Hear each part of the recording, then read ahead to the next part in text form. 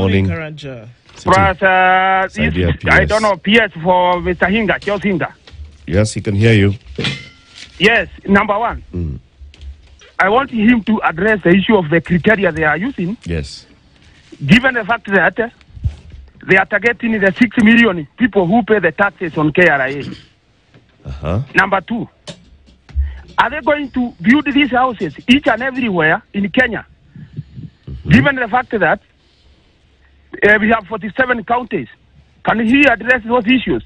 Okay. Number three, why do they consider those people who are internally displaced, given the fact that they were being evicted from their homes in the North Rift and Central Rift? Thank you very much, Eric Kidu and City. All right. Thank you, Karanja. Kamana in Nairobi, good morning. Good morning. How are you? Very well.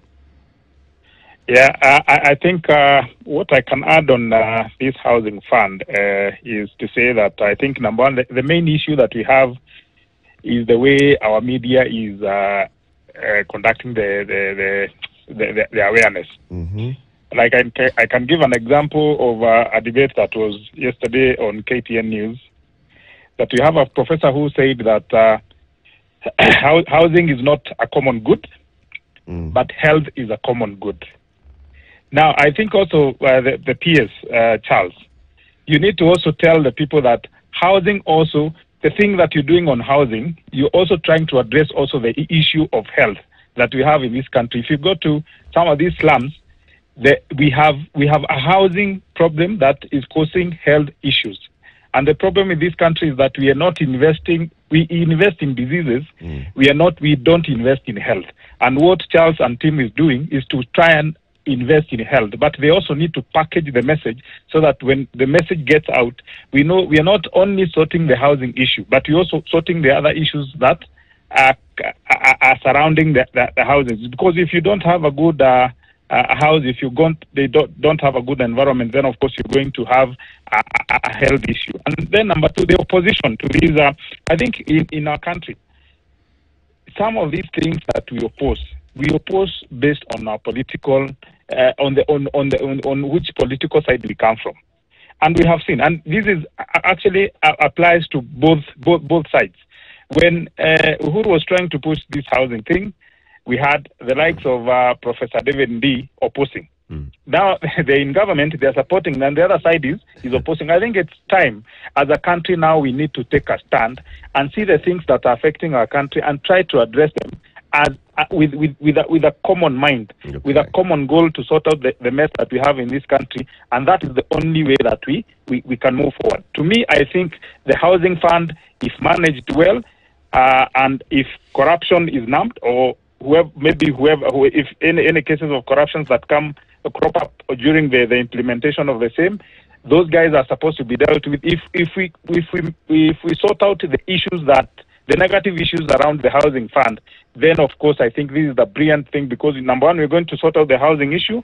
We are going to also address health. We're also going to address the issue of job creation, and also businesses. You can imagine the amount of money that is going to be injected in that project, and the positive effect that will have on the general economy of our country. That's true. Thank you very much, Kamanda. Thank you. I'm going to take 2 more calls and then you can respond to this round. David in Nakuru, good morning. Good morning. How are you? I'm well, thank you. Just wanted to contribute a little bit. Had what Deva said. One, I think one of the biggest issue with the fund is the issue of management of those funds. One of the thing we know, and you can hear from other callers, is successive Kenyan government has been very good at mismanaging money or taxes or funds for that case. So there's no indication that in this case they manage this fund well. Secondly, what I would want to understand is I deal with properties. I do the sales and management of properties. Most of the people, a majority of people, have already made arrangements for housing. They bought land, so right now they are working on building capital for building their houses. So here comes the government telling us that they want us to build houses. They want to build houses for these people, and they want people to contribute to that. David, what did you say? A majority of people have already made plans for their housing. Exactly. That means your market is already saturated. That's what I'm saying is not really saturated, but we realize that most people have bought land in small portions. You come to like a place like Nakuru, you'll find a lot of land has been subdivided and sold. People planning to build their houses, their homes. Mm-hmm. Then here's the government that is coming with a proposal to build people houses, not in their land, in some other land. Okay. You look at the design of those houses, because I've also seen part of what they've offering. The houses, first, from the outlook, they're ugly. They're not even something probably most of us would even want to have. Secondly, they are tiny. They're not even sustainable for families, most families in Kenya. So what's the take? How are they going to counter that? Okay. Thank you, David. Solomon in Mombasa. Good morning. Morning. Morning. Hinga, how are you? Fine, thank you. My question is regarding the housing. One, most Kenyans are worried the fact that the history of the real estate business in Kenya. How people have been conned to contribute money for a house, then the scheme end up defrauding people. This is something that has happened over time. So Kenyans want to buy something that they see. For example, if I'm in a circle and they are telling me that they have an apartment or a house that they're selling, the circle completes the house, then I'm allocated the house. Now from there, I can believe that that's my house. But if you tell people to be deducted for something they are not seeing, it's a very real challenge. Based on the history of in regards to real estate, we had so many cases in court where people deferred in regards to these off-plan setups. And you need to get to address this issue. One thing here I wanted to do is government, you always, from Didi Nyoro says, government is not there to do business, it's to provide services.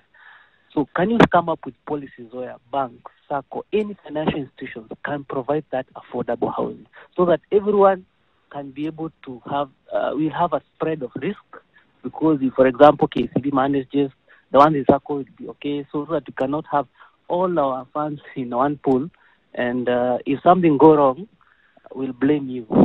And when people blame you, things will look bad. If then secondly, Solomon, hey, that was the only one.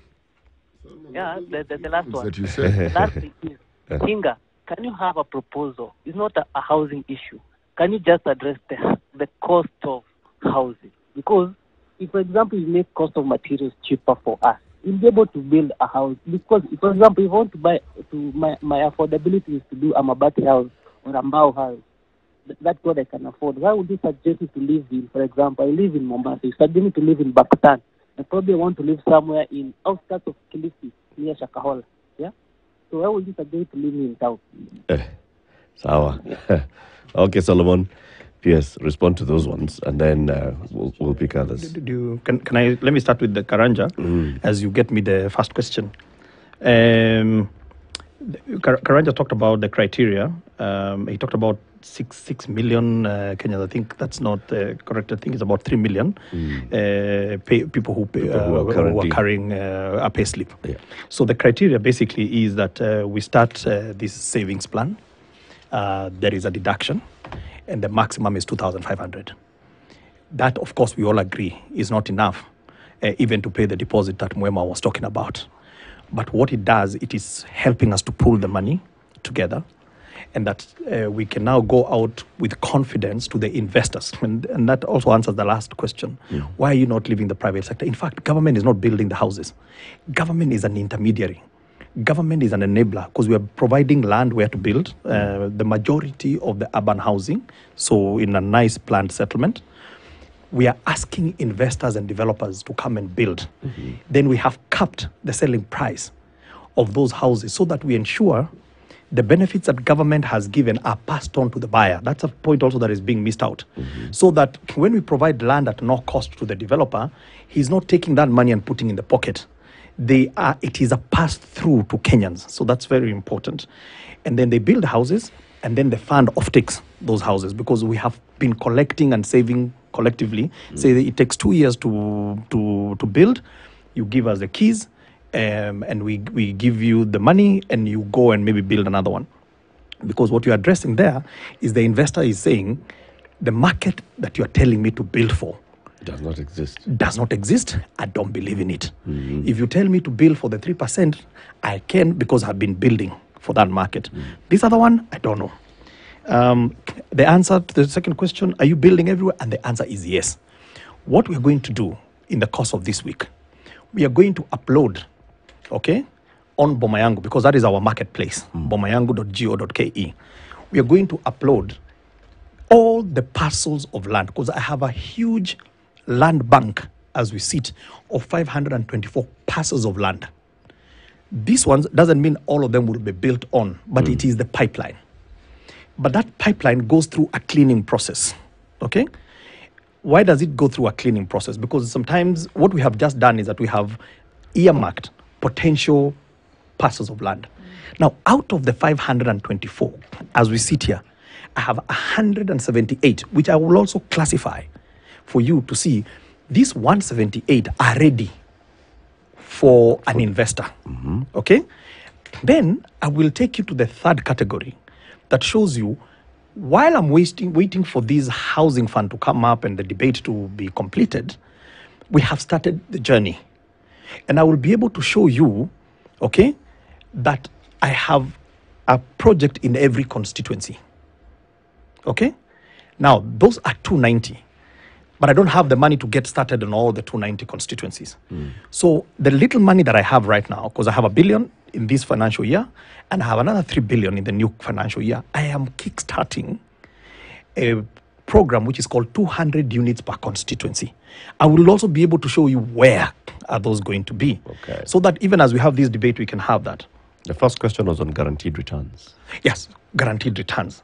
Now, today, if you are going to invest your money, you're probably going to invest your money in money markets, okay, unit trusts. There is no one who can give you a guaranteed return, okay? What they give you, okay, is a target. What is our aspiration? What do we target? And we do also have a target return. And our target return is 7%, okay, per annum. Then there was a question about internally displaced people. The internally displaced people, plus, because the history of internally displaced did not start in the clashes that we had in 2007. Yeah. We also have Kenyans, majority of them in Nyandarua, in Nyeri, and other places that live in colonial villages. Okay? We must address for all these people who are displaced. Okay? And they will also be prioritized in these settlements that we're building. Kamana asked about, you know, this is one gentleman that I wish can reach out. I can reach out to, because he has said some very pertinent issues, and again goes back to what Prof was saying here about communication. You know, one of the most important things is in this country, one of the biggest costs is the cost of healthcare, and healthcare is bankrupting families. It is bankrupting this country. And why is healthcare expensive? First of all, it's because we have so many diseases that we shouldn't be having. Okay? A lot of these diseases are as a result of lifestyle. If you have 7 million people who live in a place where there is no toilet, are you surprised then that we have so many cases of typhoid and cholera that we have got to treat? These are diseases that we can be able to cure when you have got better livelihoods. So I totally agree, and we need perhaps to give that connection. But also it has been found out, and this is again to the employers, including your employer, is that if you have a better housed employee, okay, even productivity goes up. Now, and that is why Section 31 of the Employment Act imposes an obligation on an employer to provide housing for their staff. Okay? It says in explicit terms, you have an obligation to provide housing to your staff. And it is so punitive because it says closer to where you work. Okay? Why? Because you see there is a correlation between housing and productivity. Let me go very quickly. I think I have had to say what I have to say about politics and the politics of housing. Yeah, because to me it is, I get very disappointed, if you can ask me to leave where I was in comfort to come and implement a plan that you believe in, okay? And less than a year from what we believed in, now you don't believe in it, I don't understand. So please, those are kind of politics. I'm not a politician, so I really don't know what drives them. But I think we can also start to have a conversation. And I hope also that this debate gives birth to something that I have always hoped that we can have. Is, okay, when we do elections, all these politicians come with a manifesto. No one costs the manifesto. No one tells you, how am I going to fund this program? Because if they did, perhaps you may have a reason to say, I'm not voting for this guy because he's going to tax me. Yeah. Okay? But we know, we get excited by all these TBM, all those things, climbing, whatever, and then we forget about the real question. Now, so the flip-flopping for me is a real problem. But I also believe that you, as the fourth estate, you don't exist just to hammer us as Gava. You also have a responsibility to hold these people to account. Ask them, but what changed? Please. 6 months ago, you were huko juu ya meza, juu ya gari, ukisema hivi. David Nakuru, you know, these are, I thought he was going to ask me a difficult question, but he's from Nakuru, so I'm not going to sweat over it. Okay. He's my home county. Management of the fund, I think we've agreed that there is a lot of question about the management of the fund. It suffices to say that it will be managed independently and very far away from government.